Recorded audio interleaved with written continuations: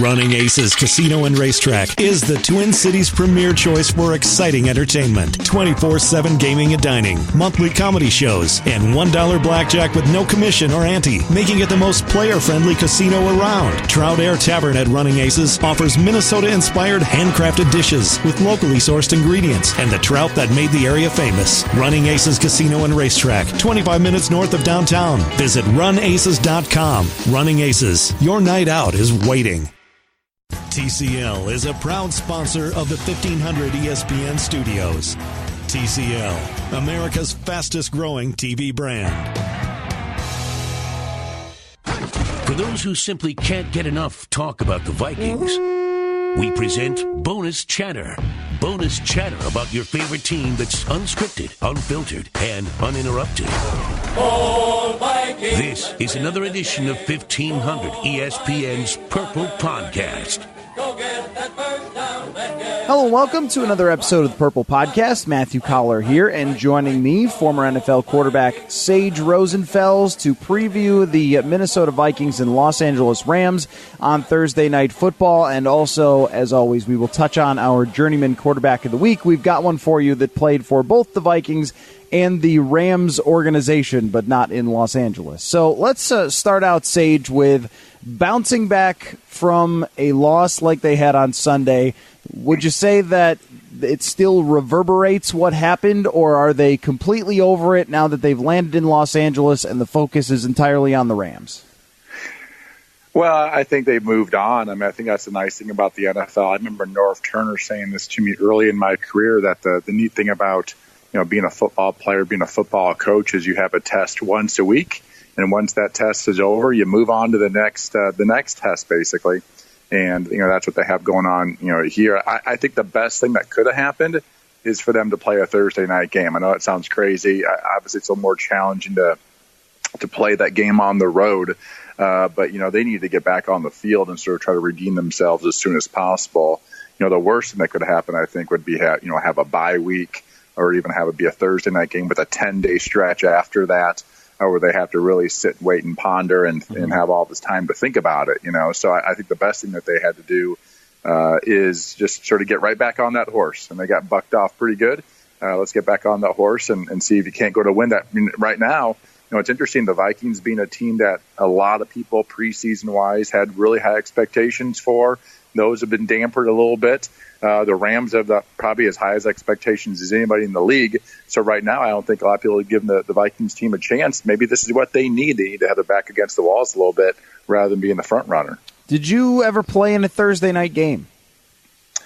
Yeah, a couple of them. I believe my first Thursday night game was like a Thanksgiving game at Dallas when I was with the Dolphins in the early 2000s.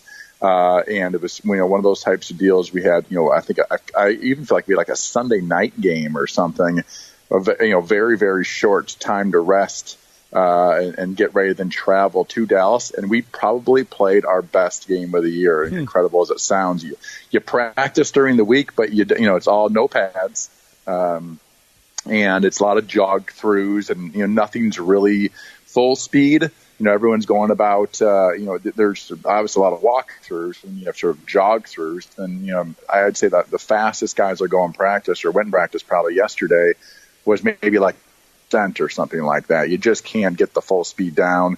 A lot of times you keep certain aspects of the game plan that you really like that could sort of cross over to this week's game plan, because you practice all those week. You've run them recently, you formation them recently. A lot of times, if you can, try to formation or try to copy some of that game plan and reuse it in the game, at least the plays and concepts that you did not use in your previous contest. So how hard is that when you're trying to get in that game plan and fully understand what everybody's supposed to do out there and how you're supposed to be on the same page? I mean, I feel like it was a big conversation when they first started having them every Thursday night, and then it seems to me like the games have gotten better and that teams are just preparing better possibly, or figured out how to do that, because I haven't heard any whining about it recently that the Thursday night games are bad. Well, yeah. So basically, the reason the players don't like the Thursday night games is because it's such short rest. Yeah. And, Sunday games are, they're a bloodbath. I mean, they are. People don't realize, and you don't see it on TV because you're so far away with the camera. A lot of times these games are played on artificial turf, so everything really seems clean. But, you get the instant replays and the slow-mos. It is a physical, violent game out there. And then to cut that, basically the rest time basically in half, makes it really, really challenging physically to sort of, those bumps and bruises to heal up a little bit more, but also to sort of get the energy back, to get all that energy back. You really wear yourself out, every game you play. It's completely exhausting. And, then to sort of get that energy boost back for 4 quarters is hard to do on only 3 days rest. But as far as game plan is concerned, most all NFL teams, in particular on offense, they have these, their basic concepts they run. And you have new wrinkles every week, but for the most part, you sort of have your offense. Then the question is, how are we going to manipulate the protections from week to week?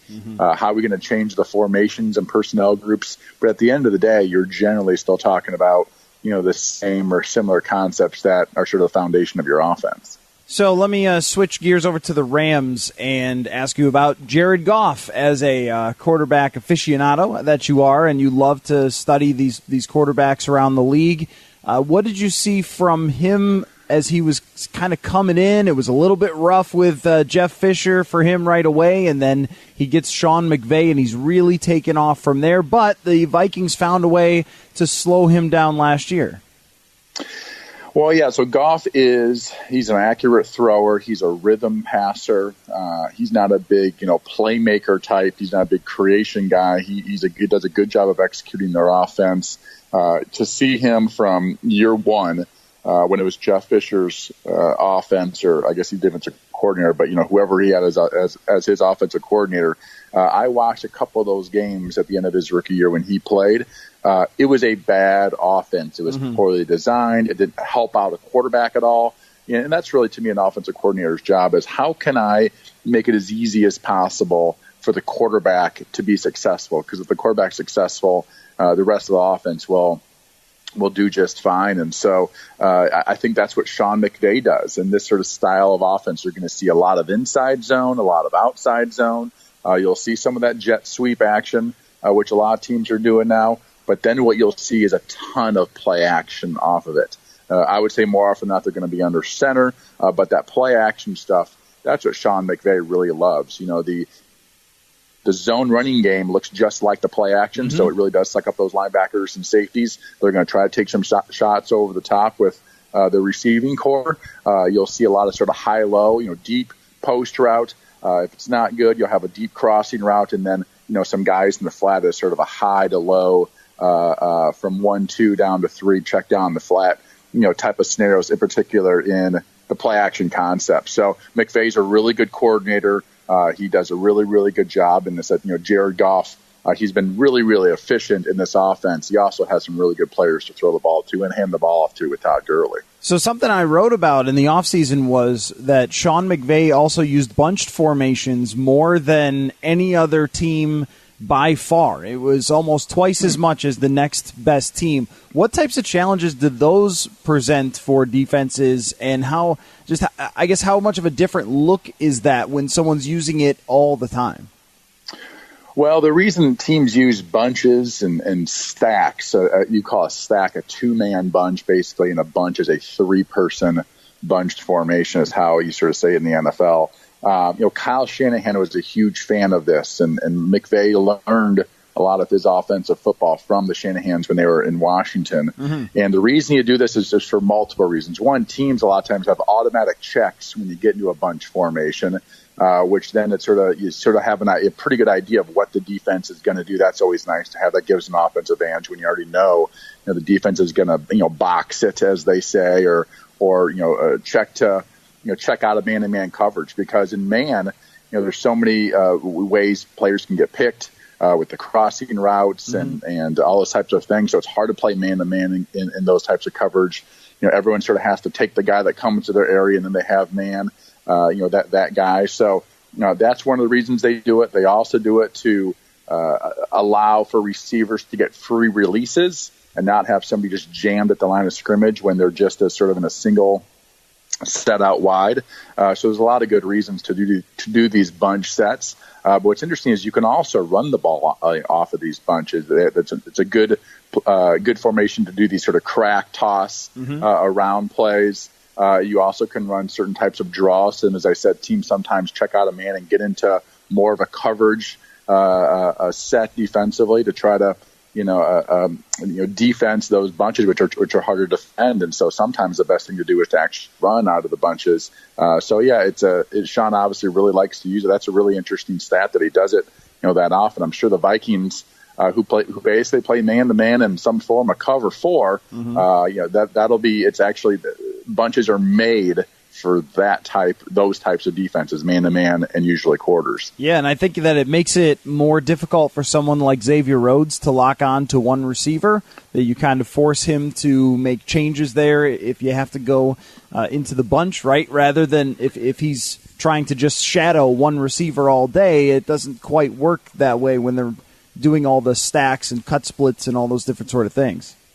Yeah, that's exactly right. Let's just say, Sean, or let's just say Xavier Rhodes is, told he has to guard, let's just say Cooper Kupp, one of the wide receivers. They're going to match him up on Cooper Kupp. Well, if Cooper Kupp is the point man on the bunch, that's easy. Right. Xavier's got to miss the point. But if he's the inside guy, but he runs outside, a lot of times there's a switch that goes on there. It's a way to allow a premier type of receiver to get a matchup on a DB that normally wouldn't be covering him. And just one more thing on the run game for people to watch is that they love both jet sweeps and fake jet sweeps. And I noticed last year that they would occasionally fake jet sweep and have the wide receiver just give the slightest little chip to the defensive end.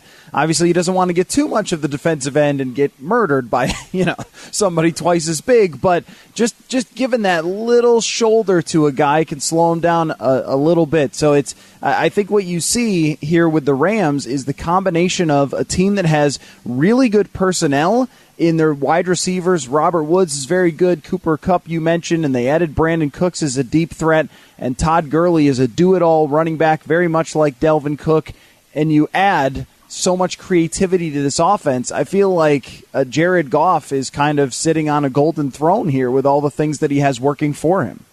Oh, he's in a perfect situation. On top of it, their defense is pretty dang good. They got probably two of the better interior defensive linemen in the league. Obviously, they have got 2 cornerbacks out this week who probably are not going to play, Talib and Peters, but, those are the 2 better corners in the league as well. So, he is sort of set up in a really a perfect situation, a great offensive mind as a head coach, offensive coordinator, and really good players around him. It's amazing what, 2 years can make for a young quarterback. And by the way, as you were mentioning, those bunch sets, another thing they do is they make it really hard for defensive ends to get a good pass rush. They have to sort of work through a lot of traffic.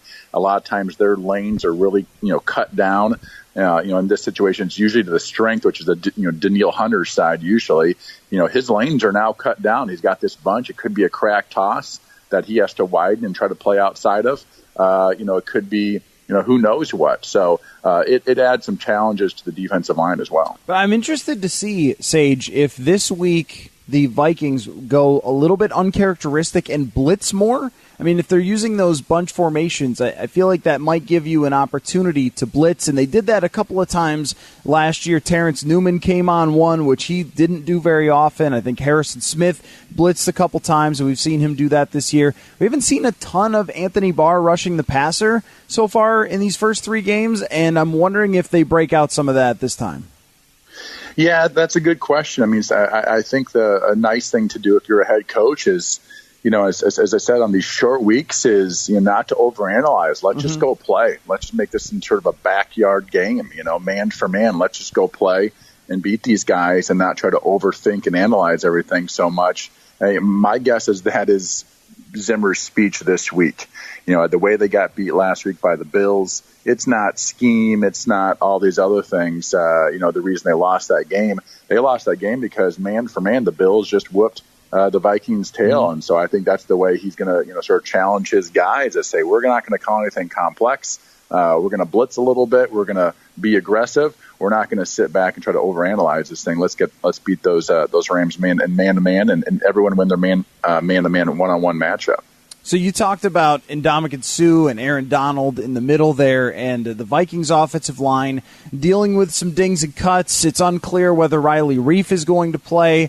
Our own Darren Wolfson says that he's sort of 60-40 to play, and he's a pretty tough guy. He'll battle through just about anything, but clearly last week he struggled and was battling with a foot injury. But I think that the focus is going to be on the middle. Pat Elflein coming back for his first start. He worked in a little bit against the Bills to go up against two of the toughest interior defensive linemen in the entire NFL. What type of challenge is it when you're as under center looking over at some of those beasts who can get after you and not only stuff your run, but also pressure you right up the middle?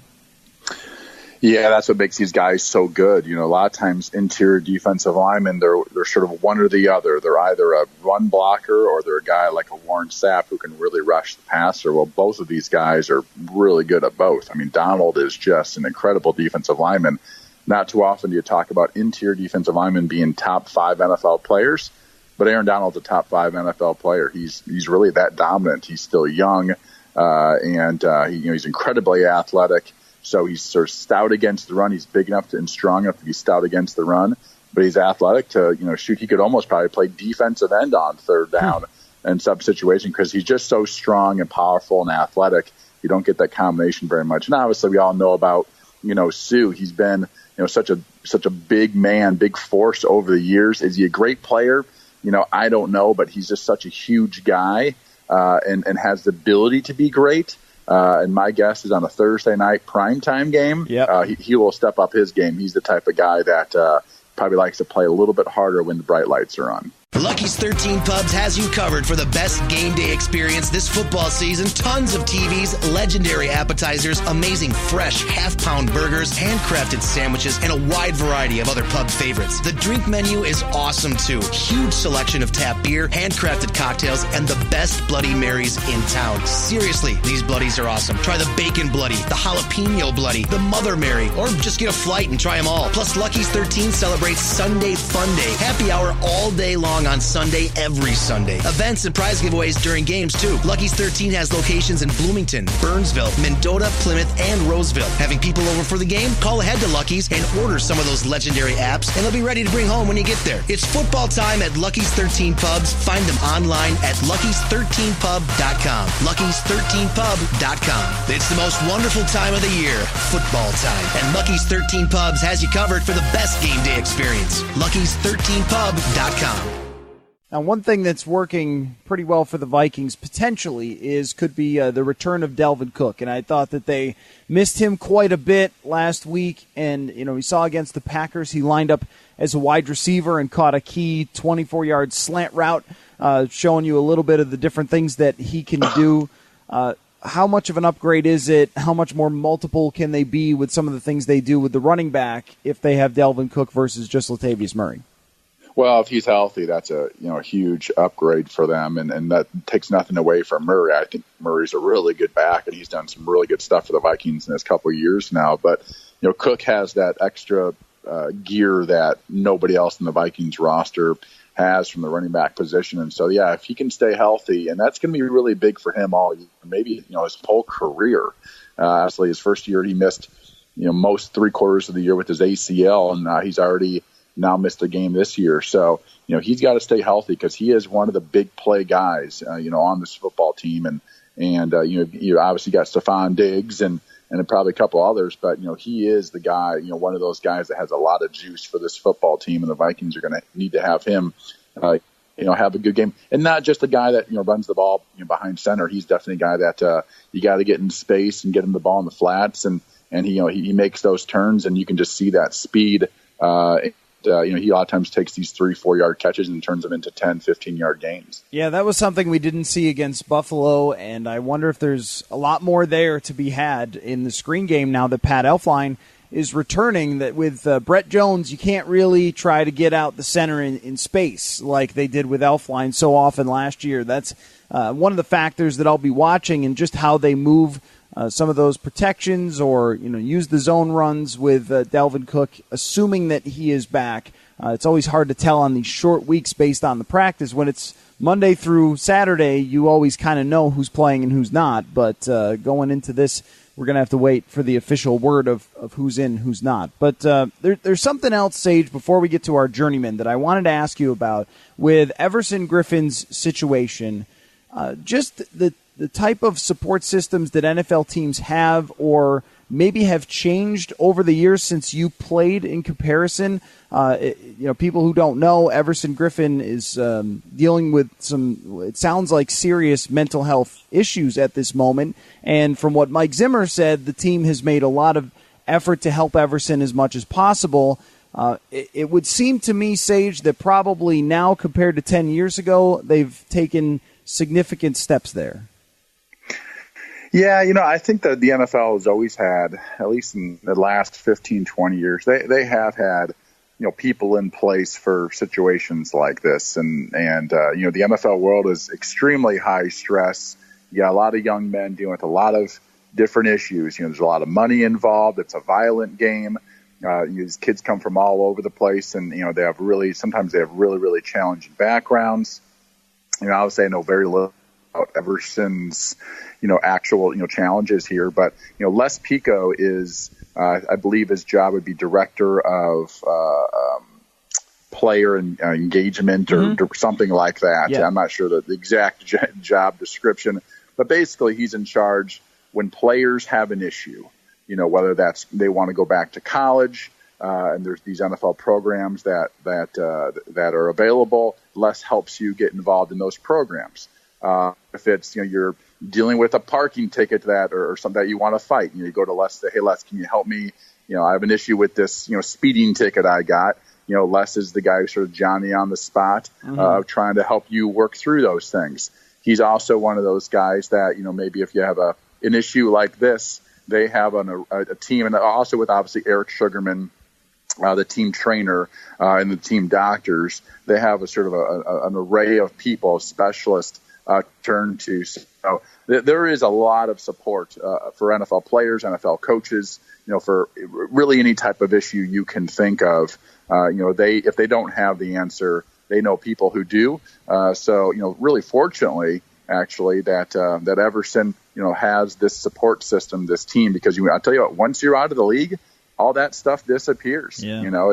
It's you don't have somebody to try to help you out and wants what's best for you. You're truly out on your own, just like everybody else. So actually, being part of a team is huge, and hopefully Everson gets healthy and gets some help, and hopefully we see him back soon. And just would like to add that wish Everson the best. I know what he means to everybody else in that locker room, and you don't wish this on anyone to have to deal with something like this. So, hopefully he gets the treatment that he needs, and he's back on the field soon. Okay. By the way, we really do, as we do it as analysts, I guess, and we talk about players, and a lot of times you don't really realize the human element and the emotional element that goes on to be an NFL player, because it's sort of, what have you done for me lately? What was his quarterback rating? How many yards did he run for? How many sacks did he give up? And that's all we really care about. But, and I know it's a tough game. These guys get paid well to do it,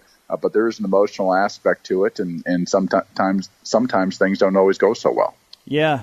And the, the rise of things like fantasy take even more humanity out of the league, right? Because so many people follow it for those reasons. And that's not against fantasy, but it's just kind of how it is that players feel and have felt, I think, for a long time, like pieces of meat. And that's tough when something like this happens, that we have to kind of pull back from that and look at Everson Griffen as just a person who's dealing with something very difficult. So, I'm sure there's situations out there where people, don't like a player because they didn't perform well for them on fantasy, knowing nothing about the player. It's like, oh man, that guy screwed me over. He was supposed to be really good, and he had a terrible year. So it's like you don't like somebody literally just because they didn't get the stats that you were hoping for. But that is fantasy football, and it's obviously grown the game even more. But it does take out that human side of it. Yeah, and I can't even imagine players' social media accounts and what their mentions look like after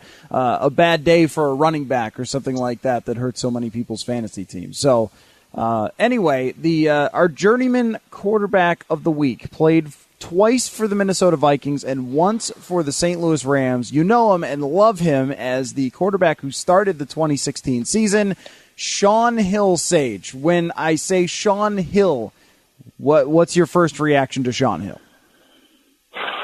What a great career. You love these guys that just sort of fight and scratch and make their way into the league and come out of nowhere, whether they're undrafted or lower drafted guys, and then have these long careers. You have a lot of guys who are first and second rounders, Christian Ponder being one. I remember Jake Locker, who was out of Washington, played for the Titans. Those guys last, 3, 4, 5 years at the most, and then they have all the advantages and they make all the money. You love the guys like Shaun Hill, who were undrafted, played for a long time, and had what I think great careers. Mm-hmm. Now, if you ask the general public, oh yeah, you were just a nobody backup clip holder, but I tell you what, my guess is he's got enough money he'll never have to work a day in his life. He's got his kids set up for their futures. I think an absolutely great career. Another thing that I when I think about Shaun Hill, and I remember back, he was a Maryland quarterback, and he ran a lot of option at Maryland. They had sort of a collegey, almost like they would run the veer, which is you ride the fullback and read the defensive end. All these things they really ran a lot more option. He wasn't like this traditional pocket passer. And I remember when he signed with the Vikings and he was on the roster as the number 3 guy, and I had Scott Linehan as my coordinator, who had left the Vikings when I had him down in Miami. And they would, occasionally Shaun Hill's name would come up. Gus Frerotte knew him really well. Mm-hmm. One thing I think that helped Shaun get in the NFL, Mike Tice was a Maryland player as well. And that was his alma mater, and that's who the head coach was for the Vikings. So I'm sure it helped that for Shaun Hill to get in the league, he signs with a team where the head coach is a Maryland guy. Mm-hmm. And, you see that a lot of times where, coaches and owners or whatever, they like sort of hooking up the guy that really helped out their team. And, Maryland was a bad football school for a long time.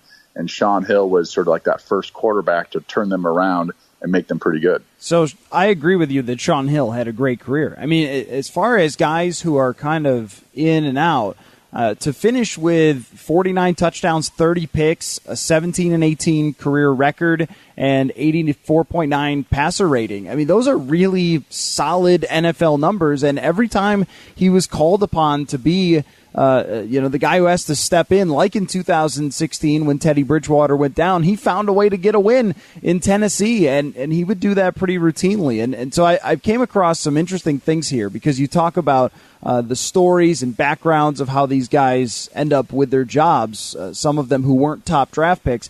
Undrafted guy who was once recruited out of high school as a punter, not as a quarterback, had to go to community college for 2 years, and then eventually to Maryland, was with the Vikings for 3 years, and then I miss NFL Europe, Sage. NFL Europe was awesome. He played for the Amsterdam Admirals of NFL Europe. That's great.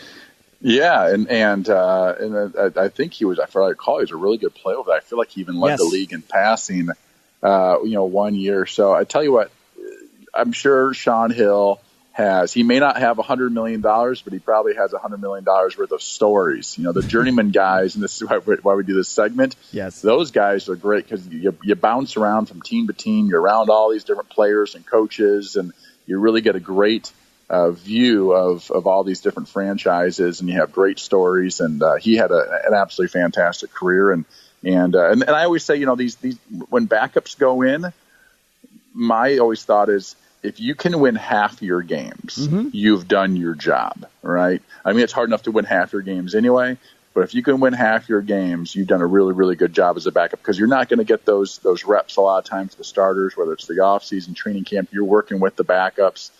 So, we expect a lot of the backups, even though, the chances of them having success is really hard. They're just not getting those reps. They're supposed to be not as good already just because they're backups, yet we expect them to come and win ball games. And he did win a lot of ball games in his career. And he, as said, he had a wonderful career. And I think players who played with Sean Hill really liked playing with him, and that's always a good thing to say, too. Okay, so did you see on his wiki that he led NFL Europe in passing that year? Did you legit remember that? No, I remember, Dave Ragone. That's amazing. 1 year. Yeah, Dave Ragone was the MVP, and I was with him at the Texans, and he didn't even make the team the next year. And I was like, how is he the MVP? And he didn't even make our team. So, yeah, I mean, that's the thing is back then, the NFL Europe was sort of a spring summer league. And so, you'd watch these games. There was nothing else on back then. And I watched a lot of the NFL Europe games, and you keep up with by the way, I'm a backup quarterback too. And I'm just, trying to make these teams or whatever. So, I'm thinking I might be in NFL Europe next year. So at that time I was very much, it's sort of like a guy who's barely on the major league roster, also still following some aspects of AAA baseball. Mm-hmm. You do, I promise you. You see who the best players are, who's leading the league in home runs or whatever. And as a guy who was sort of just barely in the NFL myself, I was definitely paying attention to NFL Europe because I thought it might be there the following year. That's awesome. And Vikings fans remember Sean Hill at 36, but at one point he ran for 123 yards in a season, 115 yards in a season. So he was a pretty darn athletic guy. So this is why we do it, because that is a great career to go through for Sean Hill. And I love I think a guy like Sean was, you say he was athletic. I think all quarterbacks are pretty dang athletic. Everything is in relationship to Michael Vick or Russell Wilson, these guys. So it's all relative. But he's one of those guys that I would just sort of call a winner. He was savvy. He sort of understood what his body could do. He was, really a guy that could execute the offense, try to do things exactly where the head coaches and the offensive coordinators wanted them done. He was a great guy in the locker room, just sort of a winner. And you don't realize a lot of these guys, that go to the combine or don't go to the combine, it's arm strength, it's this, that, and the other. Find me the guys who are just winners, and I want a lot of those guys on my team. You'll appreciate this. I believe it is Andrew Sadejo, but it might be Xavier Rhodes. One of the players still has a picture of Sean Hill in his locker. So that tells you how much Sean Hill was loved in the locker room. Legend. Sounds like a legend. Yeah, exactly. It sounds like he left a nice legacy on and off the field. Exactly. Well, Sage, as always, awesome stuff. Look forward to getting together with you next week to talk about what's happened and what will happen as they go into Eagles Week and going forward. So thank you for your time, and thank you all for listening to this episode of the Purple Podcast. Point out the colors of you, I see them too, and boy, I like them. I like them, I like them. We way too fly to partake in all this hate. We out here vibing, we vibing, we vibing. Alexa, play Ariana Grande. Okay.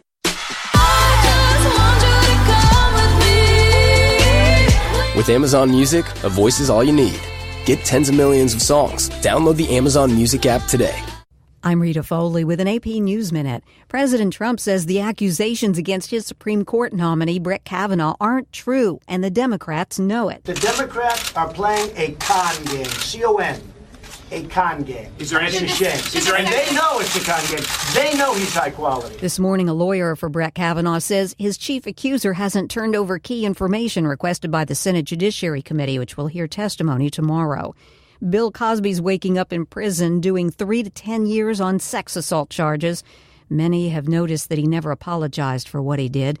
We asked the criminal defense attorney, R.J. Manwelian, about that. Since he is currently on appeal, even if he wants to show remorse, he can't, because then that would extinguish his appellate rights in the sense that, well, if you admit that you did it, why are you appealing it?